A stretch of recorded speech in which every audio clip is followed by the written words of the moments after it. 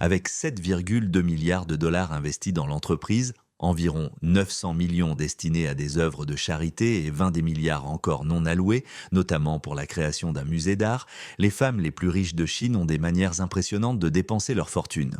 Parmi elles, Zhu Kunfei se distingue particulièrement. Cette femme d'affaires milliardaire occupe la 8e place dans le classement des femmes les plus riches de Chine. Si vous utilisez une montre connectée ou un smartphone avec un écran tactile, sachez que c'est en grande partie grâce à elle. En effet, Zhu Kunfei est la fondatrice de Lens Technology, le plus grand fabricant mondial d'écrans tactiles. Son entreprise, d'une rentabilité exceptionnelle, l'a propulsée au rang de milliardaire autodidacte en mars 2015, lorsque Lens Technology a été introduite en bourse sur le marché de Shenzhen. En quelques mois, sa fortune a grimpé jusqu'à atteindre l'impressionnante somme de 10 milliards de dollars, faisant d'elle la femme la plus riche de Chine à l'époque. 3 ans plus tard, en 2018, elle était même devenue la femme autodidacte la plus riche du monde avec une fortune toujours estimée à 10 milliards de dollars. Cependant, l'ascension de Zhu Kunfei contraste fortement avec elle, enfance marquée par la pauvreté. Née en 1970 dans la province du Hunan, en Chine, elle est la benjamine d'une fratrie de 3 enfants. Sa famille vivait dans des conditions précaires et, pour aggraver la situation, elle perd, partiellement aveugle et amputée d'un doigt à la suite d'un accident de travail, peinait à subvenir aux besoins du foyer. Malgré son handicap, il fabriquait des paniers en bambou, des tabourets et réparait des vélos pour assurer un revenu modeste à sa famille. Le destin de Zhu Kunfei bascule tragiquement lorsque sa mère décède alors qu'elle n'a que 5 ans. Dès lors, plongée dans un climat d'incertitude, elle commence très jeune à travailler pour aider sa famille. Malgré les difficultés, elle se distingue par son intelligence et ses capacités, ce qui lui permet d'être la seule de ses frères et sœurs à accéder à l'enseignement secondaire. Mais le chemin vers le succès est semé d'embûches.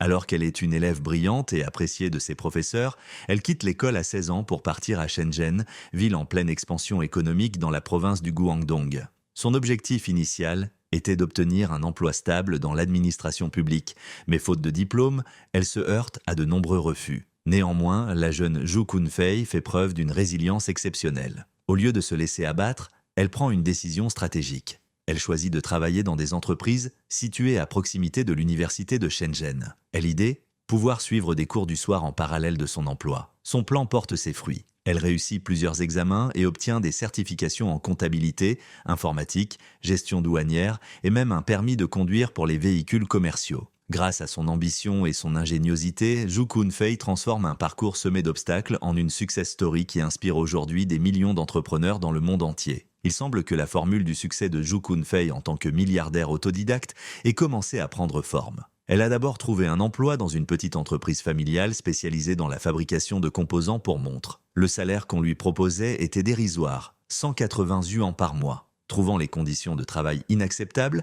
elle a rédigé une lettre de démission, prête à quitter son poste. Cependant, contre toute attente, cette initiative lui a valu une promotion. Elle a continué à produire des pièces d'horlogerie jusqu'à la fermeture de l'usine, un tournant décisif dans sa vie. À ce moment-là, Zhu Kunfei a su que le temps était venu de prendre son destin en main. Heureusement, elle avait eu la sagesse d'épargner pendant ses années de travail. Avec 3 000 dollars d'économie, elle a décidé de lancer sa propre entreprise. Ce projet, initialement familial, a vu le jour avec l'aide de son frère, de sa sœur, de leur conjoint et de 2 autres proches. Tous travaillaient dans un petit appartement de 3 pièces, un humble début qui allait pourtant donner naissance à un empire industriel mondial. L'entreprise a su se démarquer en promettant une qualité supérieure pour les verres de montre.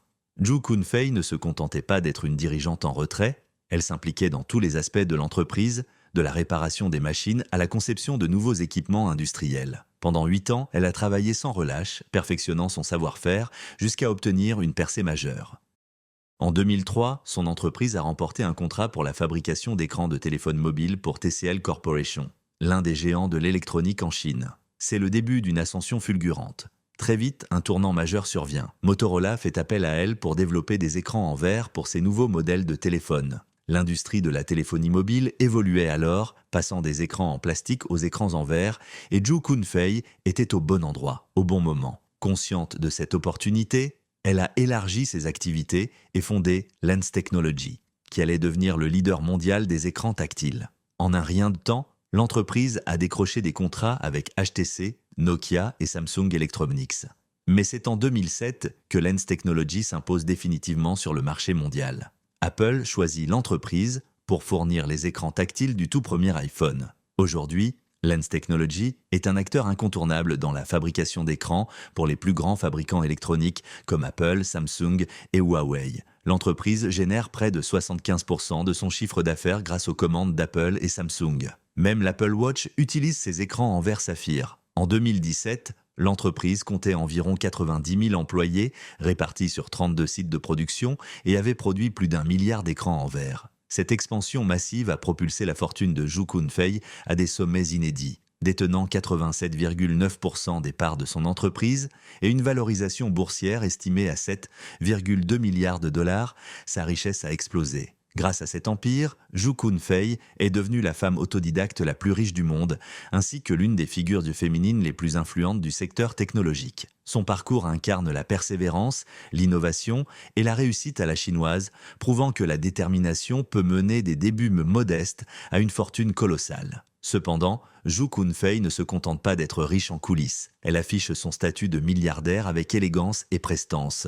Vêtue de tenues minutieusement sélectionnées auprès des plus grandes maisons de couture, elle incarne le luxe et la réussite. Son impressionnante collection de voitures de prestige ne passe pas inaperçue, attirant les regards admiratifs à chaque apparition. Mais ce n'est pas tout. Son jet privé, d'une valeur de plusieurs millions de dollars, lui permet de parcourir le monde avec un raffinement inégalé. Son empire financier parle de lui-même où qu'elle aille.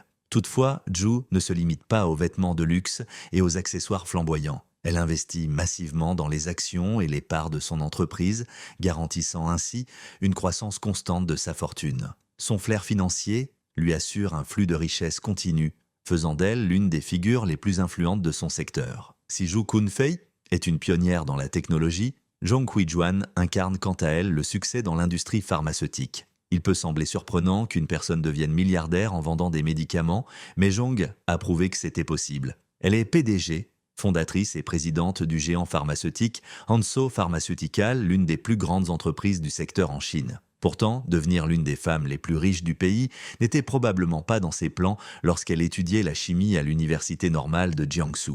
Diplômée en 1982, elle a d'abord travaillé comme professeure de chimie au collège Yan'an, dans la ville de Lianyungang. Mais en 1995, sa vie a pris un tournant décisif.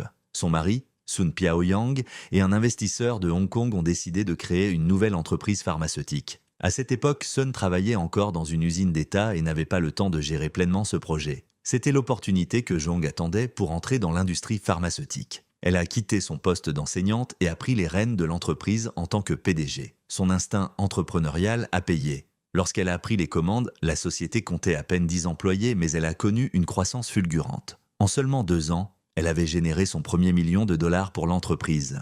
D'ici fin 1997, Hansoh Pharmaceutical affichait un chiffre d'affaires impressionnant de 4,5 millions de dollars. Mais Zhong ne s'est pas arrêtée là. Elle a réinvesti une grande partie des bénéfices dans la recherche et le développement, diversifiant ainsi la production. L'entreprise s'est spécialisée dans les antibiotiques, les traitements contre le cancer, les médicaments psychotropes et gastro-intestinaux.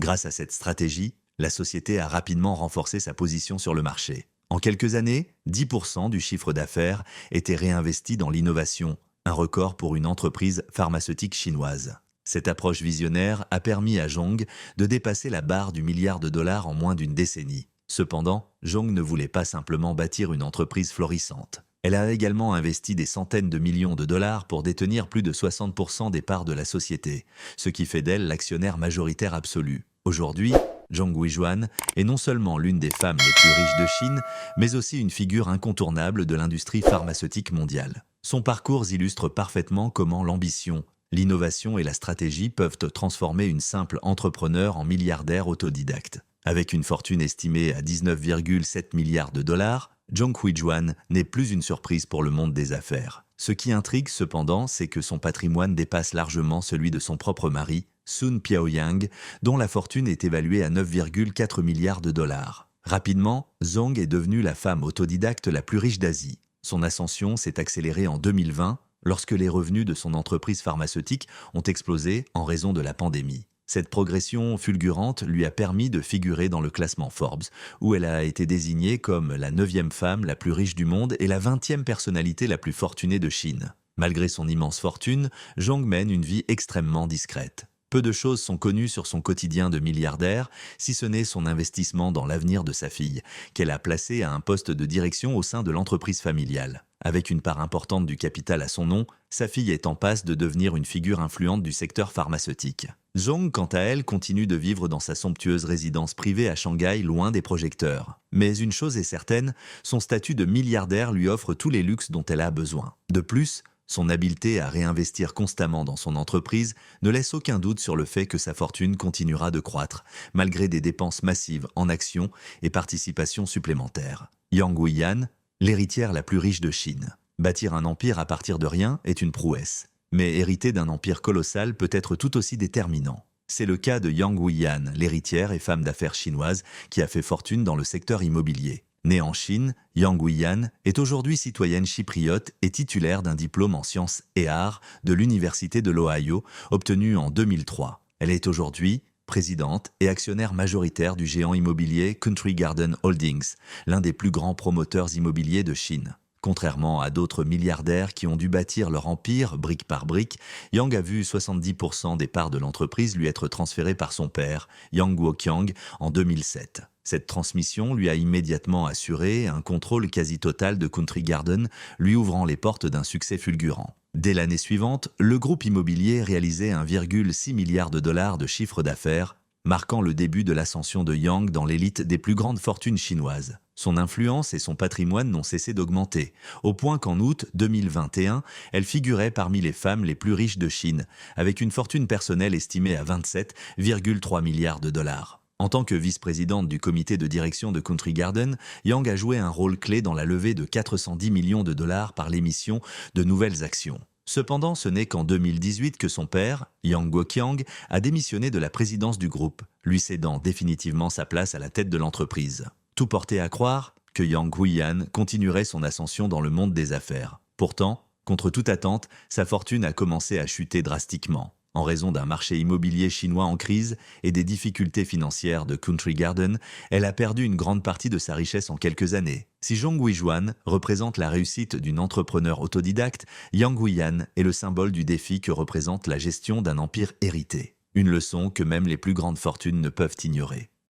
Yang Huiyan, une fortune en déclin, mais une philanthropie intacte. La fortune de Yang Huiyan a subi une chute vertigineuse en 2023 lorsque la crise du secteur immobilier chinois a frappé de plein fouet. En l'espace de quelques mois, elle a perdu 28,6 milliards de dollars, réduisant son patrimoine net à 6,6 milliards de dollars. Malgré cette perte colossale, elle demeure la 5e femme la plus riche de Chine en 2024. Toutefois, cette baisse de fortune ne semble pas avoir altéré ses habitudes de dépenses ni son engagement philanthropique. Yang est réputée pour ses dons généreux et, malgré le recul de sa richesse, elle a cédé environ 55% de ses parts personnelles dans sa société de gestion immobilière. Ce don, estimé à 826 millions de dollars, a été attribué à une fondation caritative créée par sa sœur. Alors même que Country Garden, son empire immobilier, lutte pour surmonter l'effondrement du marché immobilier chinois, Yang reste imperturbable. Elle a réaffirmé son engagement à soutenir encore davantage d'initiatives philanthropiques à Hong Kong, dans la région du Grand Bay Area et en Chine continentale. La prochaine femme milliardaire de notre liste partage avec Yang une passion pour l'immobilier et la philanthropie. Cependant, Chen Lihua n'a pas hérité de sa fortune. Elle l'a bâtie à partir de rien. Chen Lihua est la fondatrice et présidente du Fuhua International Group, l'un des plus grands promoteurs immobiliers commerciaux de Pékin. En 2014, elle figurait dans le classement Forbes comme la 10e personne la plus riche de Chine continentale et l'une des 19 femmes milliardaires au monde n'ayant pas hérité de leur fortune. Née en 1941, Chen provient d'une lignée prestigieuse, descendante d'une famille noble de la dynastie Qing. Elle a même vu le jour au sein du palais d'été de Pékin. Cependant, lorsque la dynastie Qing s'est effondrée, sa famille a tout perdu. Contrainte de recommencer à zéro, elle a dû faire face à une extrême pauvreté dès son plus jeune âge. N'ayant d'autre choix, Chen quitte l'école secondaire et lance une petite entreprise de réparation de meubles pour survivre. Quelques années plus tard, elle s'installe à Hong Kong, où elle poursuit son activité de commerce de meubles d'occasion. Très vite, son flair pour les affaires lui permet d'accumuler un capital suffisant pour acheter 12 villas, marquant ainsi son entrée dans le monde de l'immobilier. C'est à ce moment qu'elle décide de retourner à Pékin pour y développer son empire immobilier. Et c'est ainsi qu'est né Fuhua International Group. Mais Chen ne s'est pas arrêté là. Au-delà de l'immobilier, elle diversifie ses investissements dans des secteurs aussi variés que l'agriculture, le tourisme, l'électronique, l'hôtellerie et même la production artisanale de bois de santal rouge. Cette diversification lui permet d'accroître considérablement sa fortune. Tout semblait lui sourire, et en 2023, Chen se hisse au troisième rang des femmes les plus riches de Chine avec un patrimoine net de 8 milliards de dollars. Mais avec une telle fortune accumulée, la question demeure, comment dépense-t-elle réellement son argent? Chen Lihua, une passion pour l'art et une philanthropie hors norme, Chen Lihua sait comment dépenser sa fortune de manière impressionnante. Avec un investissement colossal de 20 milliards de dollars, elle a fondé en 1999 le Musée du bois de santal rouge de Chine, un établissement unique en son genre situé sur un espace de 25 000 mètres carrés. Ce musée est un hommage à sa passion pour le bois de santal rouge, une fascination qu'elle nourrit depuis son enfance passée au palais d'été de Pékin. L'infrastructure du musée est spectaculaire. Il comprend une salle centrale majestueuse, plusieurs salles d'exposition, une salle de conférence, un espace VIP, ainsi qu'une salle multifonctionnelle et des expositions temporaires. Cependant, l'attraction principale demeure l'impressionnante collection de meubles des dynasties Ming et Qing que Chen a patiemment réunies pendant des décennies. Sous la direction de Chen, le musée expose des pièces d'exception vieilles de plus de 30 ans, des œuvres d'art bouddhistes et d'autres éléments de mobilier traditionnel chinois. Le musée du bois de santal rouge est devenu une référence incontournable pour les passionnés d'art et d'histoire chinoise. Mais ce qui rend Chen encore plus remarquable, c'est qu'elle n'a pas hésité à faire don de certaines de ses pièces précieuses à divers musées à travers le monde. En parallèle, son engagement philanthropique est tout aussi impressionnant. Elle a consacré des centaines de millions de dollars à des actions sociales et caritatives. Par exemple, en 2005, elle a fait un don de 130 millions de dollars pour les secours en cas de catastrophe naturelle et l'année précédente, en 2004, elle a versé 265 millions de dollars aux Nations Unies. Aujourd'hui, Chen vit au sein même de son musée du bois de santal rouge, se consacrant exclusivement à l'art et à la philanthropie. Après avoir transmis la direction de son entreprise à son fils, elle profite d'une retraite paisible dédiée à préserver et promouvoir le patrimoine culturel chinois. Wu Yajun, de journaliste à milliardaire de l'immobilier. Si Chen Lihua impressionne par sa passion et sa philanthropie, Wu Yajun éblouit par son ascension fulgurante dans l'immobilier. Avec une fortune actuelle estimée à 9,2 milliards de dollars, elle est la deuxième femme la plus riche de Chine. Wu Yajun est l'ancienne présidente de Longfor Holdings, un géant du secteur immobilier chinois. Née en 1964, elle a longtemps été reconnue comme la femme autodidacte la plus riche du monde.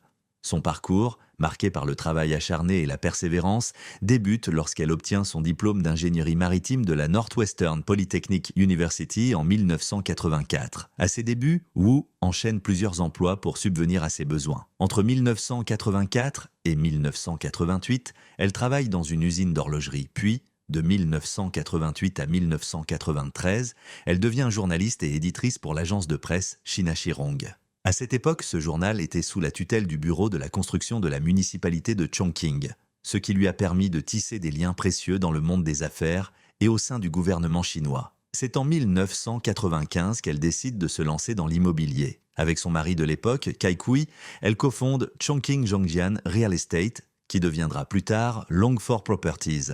Ensemble, ils investissent 10 millions de yuan comme capital de départ, un pari qui s'avérera être l'une des décisions les plus fructueuses de leur vie. Grâce à sa vision stratégique et son expertise, Wu Yajun transforme Longfor Holdings en un empire immobilier prospère, la propulsant ainsi au sommet des classements des femmes d'affaires les plus influentes de Chine. Autrefois connue sous le nom de Chongqing Zhongjian Real Estate, l'entreprise fondée par Wu Yajun et son mari a été rebaptisée Longfor Properties.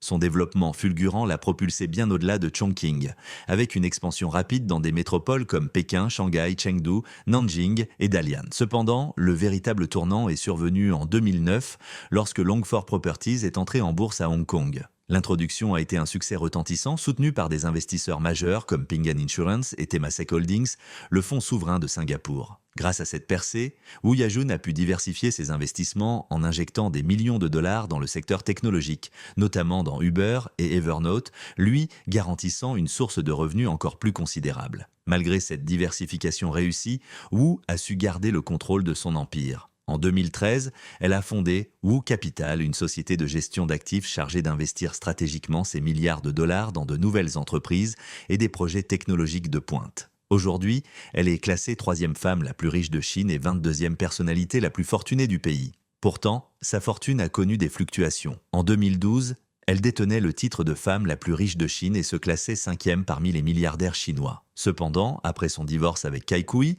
elle a perdu une partie de son patrimoine. Malgré cette perte significative, Wu est restée l'une des femmes d'affaires les plus influentes de Chine, prouvant ainsi sa résilience et sa capacité à prospérer même après une séparation coûteuse. Kwon Soo-hing, la matriarche de l'immobilier hongkongais. Mais aucune femme ne domine autant le paysage immobilier que Kwon Soo-hing, qui détient une fortune impressionnante estimée à 9,9 milliards de dollars. Cette véritable reine du secteur immobilier est la matriarche du clan Kwok et contrôle Sun Hung Kai Properties, le plus grand promoteur immobilier de Hong Kong. En 2008, après le décès de son mari, Kwon Soo-hing a pris les rênes de Sun Hung Kai Properties, détenant 42% des parts de l'entreprise à travers un trust familial. Cette participation massive a fait d'elle l'actionnaire majoritaire et une figure incontournable du secteur. À l'époque, sa fortune atteignait 12,1 milliards de dollars. Selon le South China Morning Post, avant son ascension au poste de présidente, elle n'avait jamais été directement impliquée dans la gestion de l'entreprise.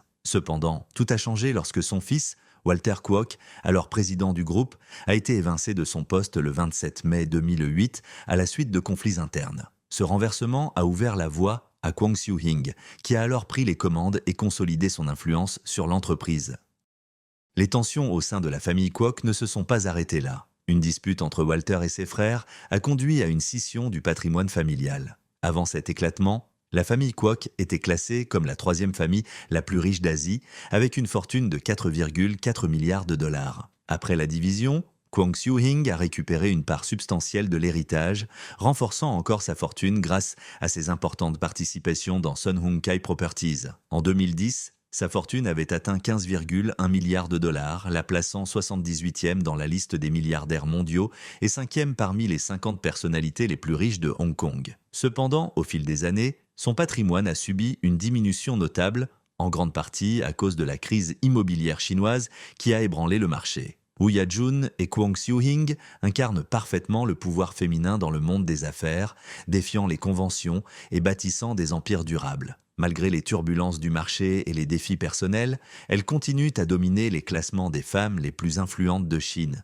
prouvant que la véritable richesse ne réside pas seulement dans les chiffres, mais aussi dans l'endurance, la vision et la capacité à rebondir face à l'adversité. Malgré les années qui passent, Kwon Soo-hing continue de préserver son statut de femme la plus riche de Hong Kong. Son mode de vie luxueux en est la preuve éclatante. Elle possède une collection impressionnante de villas et de résidences, chacune valant des millions de dollars. Si l'âge l'empêche peut-être d'arborer les dernières deux pièces de haute couture ou des talons extravagants, cela ne l'empêche pas de faire preuve d'une élégance intemporelle. Toujours vêtue avec goût et sophistication, la matriarche du clan Kwok reste une figure de pouvoir et de prestige. Mais ce n'est pas seulement par son style que Kwon impose son influence. Elle continue à réaliser des investissements massifs, injectant des millions de dollars dans des projets stratégiques et des placements judicieux. Son instinct affûté et sa gestion avisée de son patrimoine font d'elle un modèle de réussite durable. Les femmes milliardaires d'Asie ont redéfini le concept de richesse et de pouvoir. Elles incarnent une réussite à la fois discrète et éclatante, faite de décisions calculées et d'une vision à long terme. Mais qui, aujourd'hui, peut réellement suivre leurs traces? Une nouvelle génération émerge, fascinée par ces destins hors du commun. Les enfants des milliardaires asiatiques ont grandi dans cet univers d'opulence et perpétuent ce mode de vie impressionnant. Pour en savoir plus sur leur quotidien extravagant, ne manquez pas notre vidéo précédente. Une journée dans la vie des enfants de milliardaires asiatiques.